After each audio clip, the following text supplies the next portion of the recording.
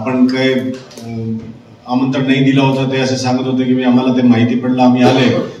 त्या सर्व नाही असं काही लोक सांगत होते. त्यांना सर्वात पहिले खूप खूप आपलं अभिनंदन की आपण एक शॉर्ट नोटीसवर इथे सर्व आले.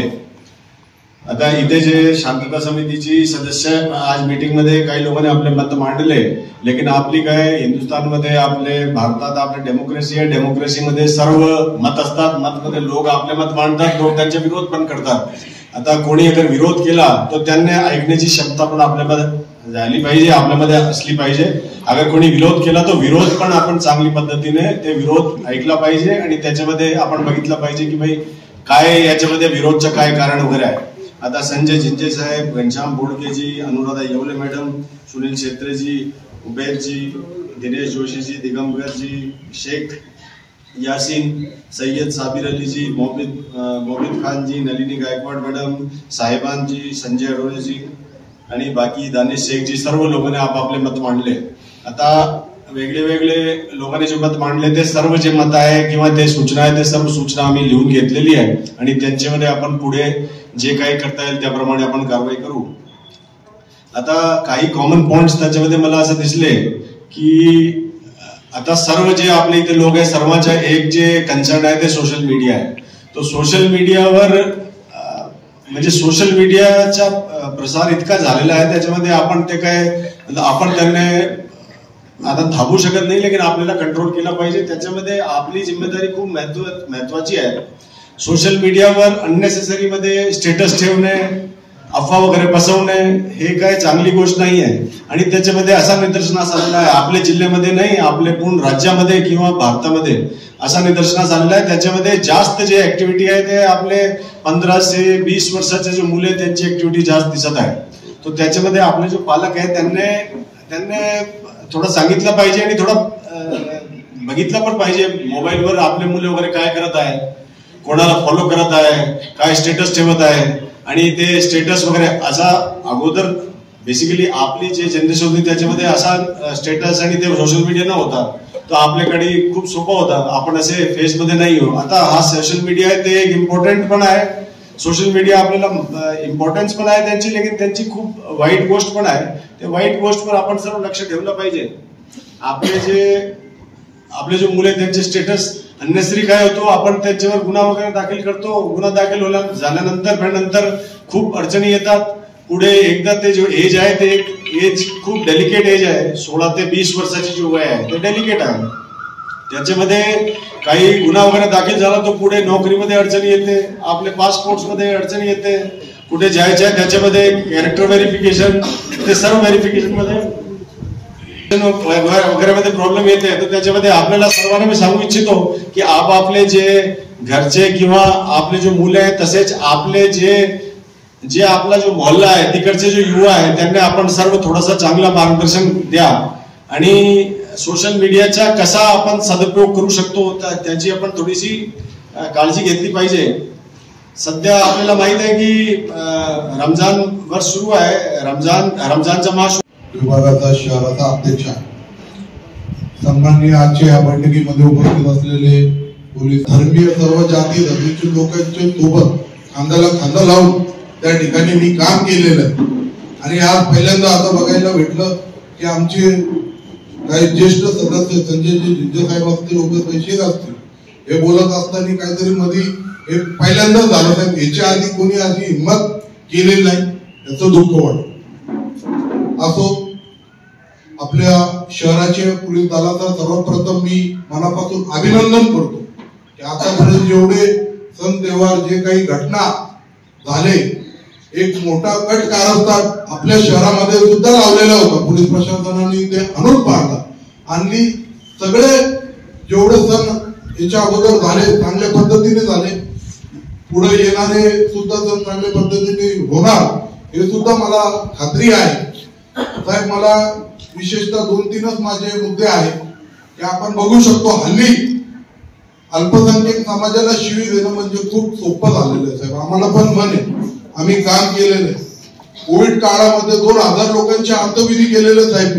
कधी कोणाचे जाती धर्म बघितले नाही. सर, अमरधाम मध्ये असो, ख्रिश्चन कब्रस्तान मध्ये असो किंवा पारधी समाजाची मयत असो, त्यासाठी माणुसकी म्हणून त्या ठिकाणी काम केलेलं. आमच्या सारख्या लोकांना दुःख होतं की सोशल मीडियावरती कोणी तोंड उचलतो, उठाव दांडे पुढचं काहीतरी म्हणतात साहेब, ह्याच्यावरती आपण काहीतरी कायदा आणावं किंवा कडक कारवाई आपण करावी, ही माझी प्रथम आपल्याकडे मागणी आहे. आम्ही काय कोणाचं वाईट केलं नाही, आम्ही काय कोणाच्या घरचा खात नाही, परंतु आपण बघू शकतो हल्ली सोशल मीडियावर इतकं घाणघाण म्हणजे आम्हाला अछूत करून टाकलं तर आम्ही काय भारतीय नागरिक नाही का, आम्ही काय इन्कम टॅक्स भरत नाही का, स्वतंत्रमध्ये काय आमचं काय वाटा नाही का? तर आमच्या सोबत असं का, जे काही लोकांना जे काही राजकारण करायचं असेल ना त्यांना त्यांचं राजकारण उभा, आम्हाला त्याची काही घेणं देणं. आम्ही माणूस आहे, माणुसकीच्या धर्माने आम्ही त्या ठिकाणी बोलतो. आपण आजारासाठी नोटिफिकेशन काढलं, सकाळची आजान बंद झाली पाहिजे, अतिशय समाजाने चांगल्या प्रकारे त्याचं स्वागत केलं, त्याचं पालन सुद्धा काटेकोरपणे त्या ठिकाणी पालन होते. परंतु गेल्या 2 दिवसापूर्वी मध्य प्रदेश मधला काही नोटिफिकेशन मागच्या वर्षीचा जाणून बुजून व्हॉट्सअपवरती फिरवत होतो समाजामध्ये की आजान आता चालू झाली 2 मिनिटांची, सकाळच्या आजानला कुठल्याही प्रकारचा वाद नाही, आता तुम्ही आजान देऊ शकता. हे जाणून बुजून कुठून तरी सोशल मीडियाच्या माध्यमातून येतो. तर ते आम्ही नंतर सर्वजण जे कुठले नागरिक आहेत त्यांनी प्रत्येक ग्रुपमध्ये त्या ठिकाणी मेसेज केला की हे चुकीचं आहे, हे मध्य प्रदेश मधलं आहे, हे आपल्या महाराष्ट्र मधला नाहीये, तर कृपया करून आपण याला पुढे फॉरवर्ड करू नका. तर असं हे कट करायचं कोण असतोय त्या ठिकाणी आपण बारीक नजर त्या ठिकाणी सोशल मीडियावरती ठेवली पाहिजे आणि त्यांच्यावरती कडक कारवाई त्या ठिकाणी केली पाहिजे. जाता जाता मी फक्त एवढंच म्हणेन, अंदाज जमाने को खलता है, अंदाज जमाने को खलता है कि मेरा चीला हवा के खिलाफ क्यों जलता है.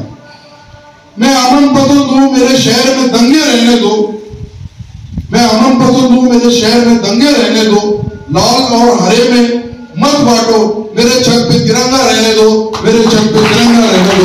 एवढं सांगतो. जय हिंद, जय महाराष्ट्र. आज आम्हाला पहिल्यांदाच बोलवलंय. याच्या आधी काय कधी आम्ही शांतता कमिटीच्या बैठकीला आम्हाला आजपर्यंत कुणी बोलवलेलं नव्हतं. परंतु इथे जेवढे पण मला ओळखत असतील, पोलीस प्रशासनामधले असून दे किंवा बाकीचे पण असून दे, शांततेसाठीच आमचे कायम प्रयत्न असतात. रामनवमीची मिरवणूक झाली साहेब, त्या रामनवमीच्या पहिल्या मिरवणुकीमध्ये एक 4-2 दगड आले आषाढ वाकीत चौकामध्ये. त्या मिरवणुकीवर काय कारण होतं? रामनवमीची मिरवणूक चाललेली, शहराचा गेल्या 40, 45, 50 वर्षापासूनचा पारंपरिक मार्ग, तिथून ती मिरवणूक चाललेली, त्याच्यावर 4-2 दगड येतात. त्याच्यानंतर प्रशासनाकडून कायमस्वरूपीचा तो मार्ग बंद केला जातो. बरं, जो नवीन मार्ग दिलेला आहे, इथं दोन्ही अधिकाऱ्यांना माहिती आहे, त्या मार्गाचं तुम्ही देखील परीक्षण केलेलं आहे, तुम्ही पाहणी केलेली आहे. संख्या एवढी मोठी असते रामनवमीच्या मिरवणुकीमध्ये की त्या मिरवणूक मार्गावरून जाणं शक्यच नाहीये. हा मार्ग एवढा सोपा असताना त्या मार्गावरून जाण्याचा नेण्याचा का 8 तास असावा? बरं, ज्यांना रामनवमी मिरवणुकीची अडचण असेल त्यांनी कायदेशीर पद्धतीने तुम्ही विरोध करा. बरं, रामाचा जर भारतामध्ये विरोध होत असेल मिरवणुकीला, तर याच्यापेक्षा शर्मेची बाब कोणती असू शकते? आज जसं रामनवमीच्या मिरवणुकीमध्ये एकच वर्ष फक्त त्याच्यावर 4-2 दगड आले, परंतु त्याच वेळेस तुम्ही जसं भाईचाराचा आम्हाला सांगता, त्याच पद्धतीने 12 इमामची जी काही सवारी निघती त्याच्यामध्ये कितीतरी हिंदूंच्या चादरी त्या 12 इमामच्या याच्यावर असतात का नसतात? कधी कुणी विरोध केला का तो मार्ग बदला म्हणून? केलाय का कुणी आजपर्यंत विरोध? कोणता हिंदू म्हणला की कोणता नेता म्हणला की तो मार्ग नको? मग हा 8 तास आमचं जे आस्थेचं ठिकाण आहे, जे आम्ही सर्व हिंदू धर्मीय आस्था मानतो त्याला, याच्या संदर्भात आपण बोलवणार आहे. फक्त ह्या मुद्द्यासाठी एक मीटिंग घेऊ 100%. पण साहेब, हाच मुद्दा खूप महत्वाचा आहे. हे सांगण्याचं कारण काय? ज्या वेळेस एकमेकांच्या कोणत्याही उत्सवाला जर विरोध झाला नाही, कुणाकडून विरोधाचं कुठलंही पत्र आम्हाला प्राप्त नाही. आता पत्र नाही, मी तुम्हाला तेच सांगतो. तुम्हाला माहित असं मला माहिती आहे साहेब, मी तेच म्हणतो, कोणाला विरोध असेल तर द्यावा. मी म्हणत नाही कुणी दिलाय म्हणून. जर कोणाचाच विरोध नाही आलेला आजपर्यंत तरी देखील त्या मार्गाला विरोध होतोय साहेब, म्हणजे तिथून मार्ग बदलला जातो. बरोबर आहे का हे? मग विरोध नसताना का मार्ग बदलावा? आज एखाद्या ठिकाणावरून आज दिल्ली गेटच्या तिथून सगळ्या मिरवणुका जातात, त्याला कुणी विरोध केला का आजपर्यंत? किंवा त्याच्यानंतर कधी तिथं काही झालं का? विरोध आहे का नाही म्हणून तो मार्ग बंद नसतो, कायदा सुव्यवस्थेचा प्रश्न निर्माण होतो का नाही होत त्याच्यामुळे तो मार्ग बदलला जात असतो, तो पण आमच्याकडून. बरोबर आलं.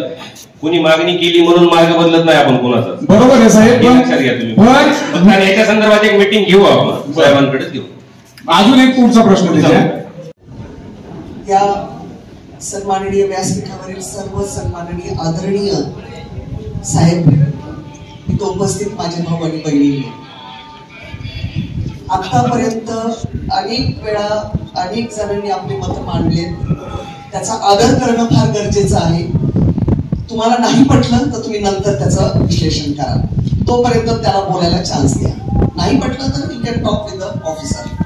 माझा 3च मुद्दे असे आहेत की आता सर्व सणांचं मी वंदन करते सर्व जाती धर्माला. मी एक ख्रिश्चन महिला आहे आणि ख्रिस्ती महिला म्हणून मी शिवजयंती, नवरात्र, मोहरम, आंबेडकर जयंती आम्ही याच्यामध्ये काम करत असतो. अगदी तनानं, मनानं, धनानं. हा आमचं एक भाग्य आहे की आम्हाला आतापर्यंत परमेश्वराने कुठल्याही आजारानं कुठलाही ग्रासलं नाही आणि आतापर्यंत आम्ही चालत आलोय वाटचाल, कारण चांगलं नेकीचं काम करतोय आम्ही. सर, ज्या वेळेला हे सणसूद येत आहे ना, त्यावेळेला फक्त मोबाईलवर जे काही ग्रुप्स आहेत, आवडे ग्रुप झालेले आहेत, ऍडमिननीच फक्त ते क्लोज केलं पाहिजे आणि ऍडमिननीच फक्त त्याच्यात टाकलं पाहिजे जे काय असेल ते. जर ऍडमिन त्याच्यामध्ये फॉल्टी असेल तर ऍडमिनवर पण कारवाई केली पाहिजे. सेकंडली सर, जे काही घटना घडतात हे तरुण मुलं कॉलेजचे, यांच्यावर जास्त लक्ष देणं फार गरजेचं आहे आपल्याला.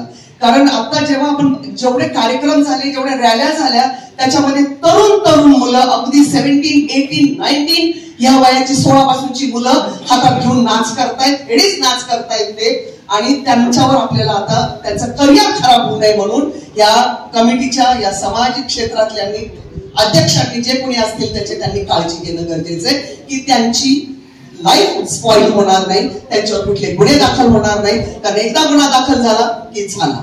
जाती धर्माच्या आड आपण जे काही भांडवल माजवलंय, मला असं वाटतं या सुंदरशा ऐतिहासिक नगरीमध्ये, संतांच्या नगरीमध्ये हे बंद व्हावं. मी देवाचरणी प्रार्थना करते. उनका सबका मैं पुलिस प्रशासन का बहुत बहुत धन्यवाद और शुक्रिया करता हूँ.